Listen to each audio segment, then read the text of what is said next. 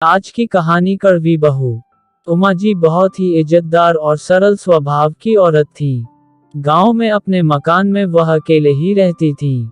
उनके बेटे बहू शहर में जाकर बस चुके थे, लेकिन उमा जी को गांव छोड़ने का मन नहीं होता था, इसलिए वे वहां अकेली ही रहती थी। पति की मृत्यु के बाद सबने उन्हें बहुत समझाया कि वह बेटे बहू के साथ शहर चलकर रहें, लेकिन उन्होंने किसी की एक न मानी। गांव में इतने साल रहने के बाद एक अजीब सा रिश्ता जो बन गया था। उस गांव से वह रोज मंदिर जाती थी। एक दिन वह मंदिर जाकर आ रही थी तो संतुलन बिगड़ने की वजह से वह गिर पड़ी। गांव वालों ने उन्हें उठाया, पानी पिलाया और समझाया कि अब इस उम्र में अकेले रहना ठीक नहीं है। उमा जी के 3 बेटे थे और तीनों बेटों की शादी भी हो चुकी थी। तीनों ही शहर में बसे हुए थे। उस रात शारदा जी पूरी रात करवटें बदलती रहीं और उन्हें भी अब गांव वालों की बात समझ आ गई थी। उन्होंने परिस्थिति को समझते हुए यह फैसला लिया कि वह अब शहर चली जाएंगी और अपने बेटे बहू के साथ रहेंगी। उन्होंने बच्चों को फोन करने का मन बना ही लिया। उमा जी की बड़ी बहू बहुत समझदार थी, दूसरी बहू स्वभाव की जरा मनमौजी थी और सबसे छोटी बहू बहुत कड़वी स्वभाव की थी। लेकिन सास उमा जी बहुत ही धार्मिक प्रवृत्ति की महिला थी और कभी भी कोई तीज त्योहार आता तो पहले से ही तीनों बहुओं को बता देती थी।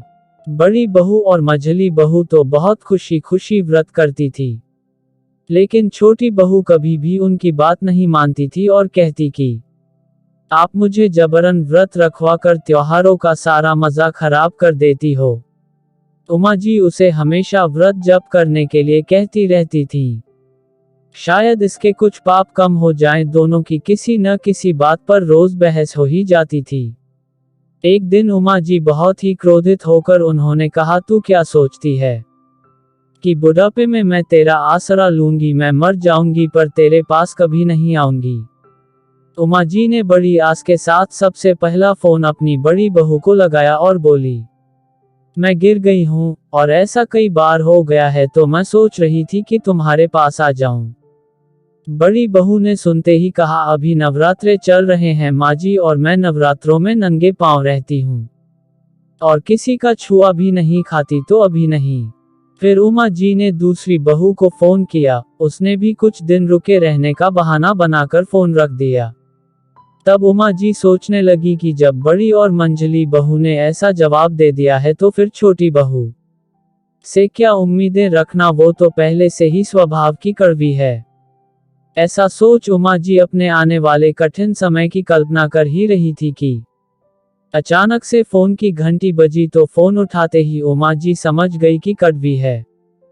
कड़वी ने फोन उठाते ही बोलना शुरू कर दिया, कैसे गिर गई? आपने तो बताया नहीं, लेकिन मैंने भी जासूस छोड़ रखे हैं। आज आपके पोते को भेज रही हूँ लेने के लिए, आ जाना, ज्यादा नखरे मत दिखाना। उमा जी कड़वी की बातें सुनकर हैरान थीं और बोली, क्या तुझे मेरी कही बातें याद नहीं हैं?